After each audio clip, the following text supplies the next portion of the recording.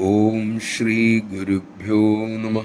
ആദ്യകാലത്ത് അമ്മ മക്കളുമായി പുണ്യസ്ഥലങ്ങളിൽ പോകാറുണ്ടായിരുന്നു. ആശ്രയിച്ചെത്തിയ മക്കളുടെ ആധ്യാത്മിക ഉന്നതിക്കായിട്ടായിരുന്നു അമ്മയുടെ ഓരോ ചുവടുവയ്പും. ഒരിക്കൽ 50ഓളം ശിഷ്യന്മാരുമായി അമ്മ രാമേശ്വരത്ത് ദർശിക്കാനായി എത്തി. ശ്രീരാമകൃഷ്ണാശ്രമത്തിലായിരുന്നു അമ്മയും മക്കളും അന്ന് തങ്ങിയത്. സാധകരോടൊപ്പം അമ്മ കടൽപ്പുറത്ത് ഏറെ നേരം ധ്യാനിച്ചിരുന്നു.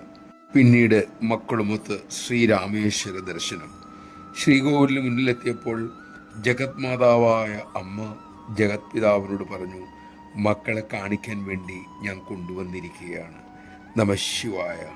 അമ്മയാണല്ലോ അച്ഛനെ കാണിച്ചു തരുന്നത്. അമ്മ അതിനായി തെളിക്കുന്ന വഴിയിലൂടെ പോകാൻ നമുക്ക് സാധിക്കട്ടെ. അതിനായി അമ്മയുടെ അമൃതവചനങ്ങൾ നമുക്ക് പരിശീലിക്കാം.